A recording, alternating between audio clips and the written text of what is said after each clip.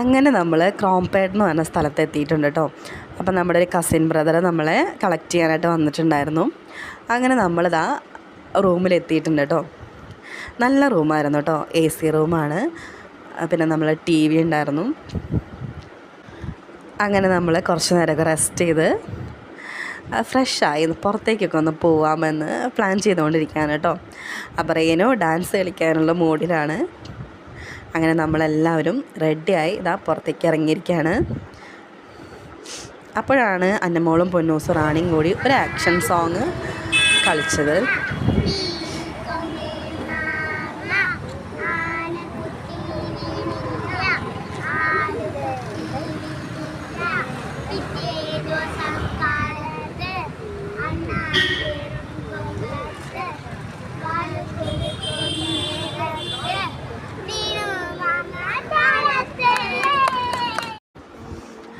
അങ്ങനെ നമ്മൾ നടന്നുകൊണ്ട് തന്നെ ഇരിക്കുകയാണ് കേട്ടോ. പോകുന്ന വഴിയിലുള്ള ഒരു ബോയ്സിൻ്റെ ഹയർ സെക്കൻഡറി സ്കൂളാണ് കേട്ടോ ഇത്. അപ്പോഴാണ് ഒരു ഹോസ്പിറ്റൽ കണ്ടത് കേട്ടോ. വുമൺസിൻ്റെയും ബേബീസിൻ്റെയും മാത്രം സ്പെഷ്യലൈസ്ഡ് ആയിട്ടുള്ള ഒരു ഹോസ്പിറ്റലാണ്. ഒരുപാട് സ്പേഷ്യസ് ആയിട്ടുള്ളൊരു വലിയൊരു ഹോസ്പിറ്റലായിരുന്നു. അങ്ങനെ നമ്മൾ പിന്നെ നടന്നുകൊണ്ടിരിക്കുകയാണ് കേട്ടോ. നല്ല വെയിലുണ്ട്. അങ്ങനെ കുറച്ച് നേരം തണലത്തൊക്കെ നിന്ന് നമ്മളിതാ പിന്നെ നടന്നുകൊണ്ടിരിക്കുകയാണ്. അപ്പോഴാണ് ഒരു ഷോപ്പിലേക്ക് നമ്മൾ കയറിയത് കേട്ടോ. എല്ലാ ഐറ്റംസ് കാണാൻ നല്ല ഭംഗിയായിരുന്നു. പക്ഷേ റേറ്റ് കേട്ടപ്പോൾ നമ്മൾ ശരിക്കും ഞെട്ടിപ്പോയി കേട്ടോ. അങ്ങനെ പതുക്കെ നമ്മളവിടെ നിന്ന് സ്കിപ്പായി.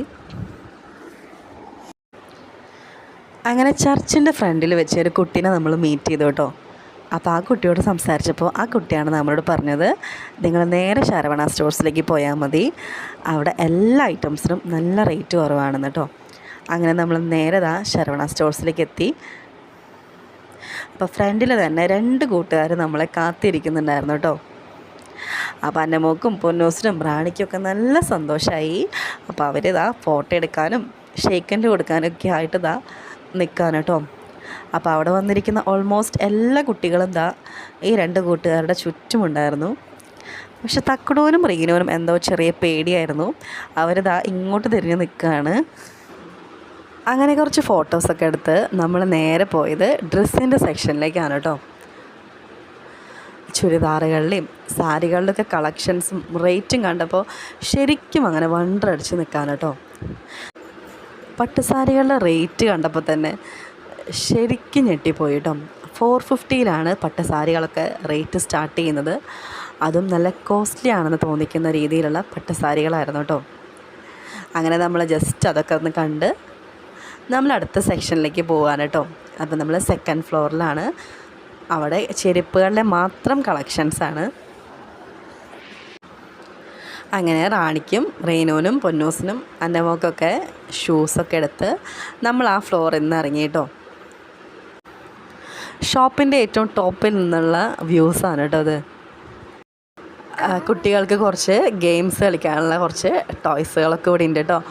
അപ്പോൾ 10 റുപ്പീസിൻ്റെ കോയിൻ ഇൻസേർട്ട് ചെയ്താൽ അതിങ്ങനെ ഫ്രണ്ടിലേക്കും ബാക്കിലേക്കും ഇങ്ങനെ ജമ്പ് ചെയ്തുകൊണ്ടിരിക്കും. അതായത് ഒരു ഷൂട്ടിംഗ് ഗെയിമാണ്. അങ്ങനെ അന്നമോളും പൊന്നൂസും റാണിയും കുറച്ച് നേരം അങ്ങനെ കളിച്ചു കേട്ടോ. അങ്ങനെ നമ്മൾ അടുത്തത് ഫാൻസി ഐറ്റംസിൻ്റെ സെക്ഷനിലേക്ക് പോയി കേട്ടോ. അങ്ങനെ കുറച്ച് ഫാൻസി ഐറ്റംസൊക്കെ വാങ്ങിച്ച് നമ്മളടുത്തത് ബില്ലിംഗ് ഒക്കെ ചെയ്തതാണ്. നമ്മൾ പുറത്തേക്ക് ഇറങ്ങാൻ പോവാൻ കേട്ടോ. അപ്പോൾ പോകുന്ന വഴിക്ക് നമ്മുടെ കൂട്ടുകാരോടൊക്കെ ടാറ്റ പറഞ്ഞ് നമ്മളിതാ പുറത്തേക്ക് ഇറങ്ങാണ്. പൊന്നൂസിനും അന്നമോക്കും റാണിക്കൊന്നും ടാറ്റ പറഞ്ഞ് മതിയാവുന്നുണ്ടായിരുന്നില്ല. ഷോപ്പിൻ്റെ ഫ്രണ്ടിലായിട്ടുണ്ടായിരുന്ന ഈ ലൈറ്റ് കാണാൻ എന്ത് ഭംഗിയായിരുന്നെന്ന് അറിയോ. അങ്ങനെ നമ്മൾ പുറത്തിറങ്ങി. ഫ്രണ്ടിലായിട്ട് തന്നെ കുറേ സ്നാക്സിൻ്റെയും ടീ ഷോപ്പുകളും അങ്ങനെ ജ്യൂസിൻ്റെ ഷോപ്പുകളും ഒക്കെ ഉണ്ടായിരുന്നു. അവിടെയും നല്ല തിരക്കായിരുന്നു കേട്ടോ. അങ്ങനെ നമ്മളിതാ ഒരു ഓട്ടോറിക്ഷയിൽ നമ്മൾ നമ്മുടെ റൂമിലേക്ക് പോകാനായിട്ട് വെയിറ്റ് ചെയ്ത് നിൽക്കുകയാണ്. അപ്പോൾ രാത്രിയിലുള്ള ചെന്നൈ നഗരത്തിലത്തെ കാഴ്ചകളാണ് കേട്ടോ ഇതൊക്കെ. അപ്പോൾ ഓട്ടോ കിട്ടാനൊക്കെ നല്ല ബുദ്ധിമുട്ടായിരുന്നു. അങ്ങനെ ഫൈനലി നമുക്കൊരു ഓട്ടോ കിട്ടി. പക്ഷേ ഈ ഓട്ടോയിലുള്ള ട്രാവലിംഗ് അത് ജീവിതത്തിൽ ഒരിക്കലും മറക്കാൻ പറ്റില്ല കേട്ടോ. ഈ ഓട്ടോയിൽ നിന്ന് ജീവനും കൊണ്ട് രക്ഷപ്പെട്ടത് തന്നെ വലിയൊരു ഭാഗ്യമായിട്ടാണ് കേട്ടോ കരുതുന്നത്. പോകുന്ന വഴിക്ക് അത്രയും സ്പീഡായിരുന്നു. അങ്ങനെ സ്പീഡ് കൂട്ടി ഇവരൊരു ബൈക്കുകാരനെ തട്ടിയിട്ടു കേട്ടോ. അപ്പോൾ പിന്നെ നമ്മൾ പറഞ്ഞു കൊച്ചു കുട്ടികളൊക്കെ ഉള്ളതാണ്, സൂക്ഷിച്ച് വണ്ടി ഓടിക്കാൻ. അപ്പോഴും അവർ റഫ് ഡ്രൈവിങ് തന്നെയായിരുന്നു. അപ്പോൾ നമ്മൾ വണ്ടി അവിടെ സ്റ്റോപ്പ് ചെയ്യിച്ച് നമ്മളിതാ ഇറങ്ങിയിട്ടോ അവിടെ. അങ്ങനെ നമ്മളിത് അവിടെ നിന്ന് കുറച്ച് നടക്കാനേ ഉണ്ടായിരുന്നുള്ളൂ. അങ്ങനെ നമ്മൾ നമ്മുടെ റൂമിലേക്ക് നടക്കുകയാണ്. റോഡ് സുരക്ഷയുടെ കാര്യത്തിൽ നമ്മുടെ കേരളം തന്നെയാണ് കേട്ടോ ബെറ്റർ. അപ്പോൾ അടുത്ത വിശേഷങ്ങളുമായി നമ്മൾ പുതിയ വീഡിയോയിൽ കാണാം കേട്ടോ. Okay, thank